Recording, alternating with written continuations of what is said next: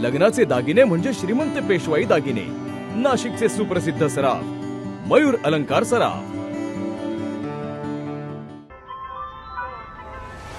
ताज्या बातम्यांसाठी नाशिक न्यूजच्या YouTube चॅनलला सबस्क्राईब करा आणि बेल आयकॉनला प्रेस करा।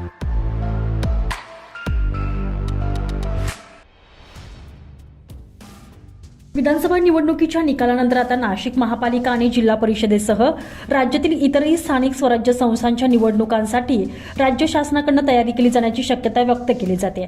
त्या अनुषंगाने राजकीय पक्षातील इच्छुक उमेदवार तयारीला लागले आहे।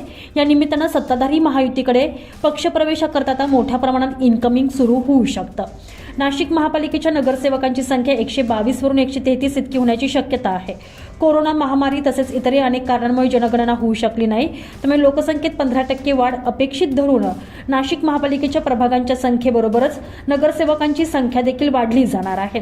त्यानुसार महाविकास आघाडी सरकार आणि त्यानंतर सत्तेवर आलेल्या शिवसेना भाजप युतीच्या शासनाने निर्णय घेत तशा सूचना देखील दिलेल्या आहेत। त्याप्रमाणे प्रभाग रचना आखण्याचं काम स्थानिक स्वराज्य संस्थांनी हाती घेतलं होतं। मात्र स्थानिक स्वराज्य संस्थांमधील ओबीसींचे आरक्षण या मुद्द्यावरून गेल्या 2 वर्षापासून न्यायालयीन प्रक्रिया सुरू आहे। त्यामुळे न्यायालयातून हा वाद मिटल्यानंतरच निवडणुका लागू शकतात। तर दुसरीकडे विधानसभा निवडणुकीनंतर नवीन सरकार देखील या संदर्भात पूर्ण सक्रिय होऊन या निवडणुका घेऊ शकते असं मानलं जात आहे। नवीन वर्षात 2025 मध्ये फेब्रुवारीमध्ये स्थानिक स्वराज्य संस्थांच्या निवडणुका लागण्याची दाट शक्यता वर्तवली जाते। लोकसभा आणि विधानसभा निवडणुकीनंतर आता राजकीय पक्षांना स्थानिक स्वराज्य संस्थांच्या निवडणुकांचे वेध लागले आहे। महाराष्ट्रातील जवळपास 23 महापालिका, 25 जिल्हा परिषद आणि 250हून अधिक नगर परिषद आणि नगरपालिकांच्या निवडणुका गेल्या 1.5 ते 2 वर्षापासून रखडलेल्या आहेत।